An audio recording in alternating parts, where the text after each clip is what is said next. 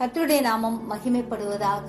இந்த புதிய நாளுக்காய் கர்த்தரை நன்றியோடு ஸ்தோத்திரிக்கிறேன். இந்த புதிய நாளின் தியானத்துக்காய் எடுத்துக்கொண்ட வசனம் சங்கீதம் 119 103 வசனம். உம்முடைய வார்த்தைகள் என் நாவுக்கு எவ்வளவு இனிமையானவைகள், என் வாய்க்கு அவைகள் தேனிலும் மதுரமாயிருக்கும். ஆம், வார்த்தையாகி ஆண்டவரே என்றென்றும் பற்றி கொள்ளுவோம். நம் நாவுக்கு இனிமையான கர்த்தருடைய வார்த்தைகளை பற்றி நடப்போம். தேனிலும் தேன் கூட்டிலிருந்து ஒழுகும் மதுரமான வார்த்தைகளை கை கொள்ளுவோம்.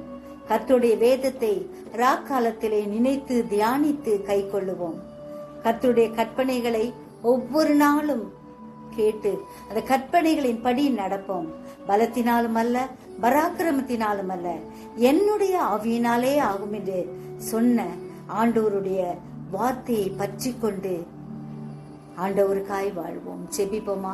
ஜீவிக்கிறதான நல்ல இயேசுவே, இந்த அருமையான நாளுக்காக நன்றியோடு ஸ்தோத்திரிக்கிறோம். எங்கள் ஒவ்வொருவரையும் உடைய கரத்துல ஒப்பு கொடுக்கிறோம் ஐயா. உடைய வார்த்தையை பற்றி கொண்டு நடக்க கிருபை தாரும். நீரே வார்த்தையாக இருக்கிறீர் ஐயா. உடைய வார்த்தைகளின்படி நாங்கள் நடந்து கனி கொடுக்க கிருபை தாரும். சிறியோர் முதல் பெரியோர் வரை ஒவ்வொருவரையும் ஆசீர்வதியும். தூரத்திலும் சமீபத்திலும் இருக்கும் உடைய பிள்ளைகளை பாதுகாத்துக்கங்க. சமாதானத்தின் தேவன் ஆண்டவரே, நீர் இறங்கி அப்பா சமாதானத்தை இந்த தேசத்திலே கட்டளையிடும்படியாய் கெஞ்சுகிறோம் ஐயா. உம்முடைய நாமம் மட்டும் மகிமைப்படும்படியாய் ஜெபிக்கிறோம். நீர் எங்களோடு கூட எப்பொழுதும் இருக்கிறபடியால் நன்றி. நீரே எங்களை வழி நடத்தும், ஆசீர்வதியும், உயர்த்தும்.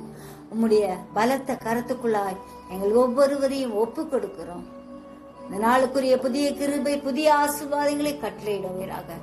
ஆசீர்வதியும், வழி நடத்தும். இயேசு மூலம் ஜெபம் கேளும் பிதாவே, ஆமென்.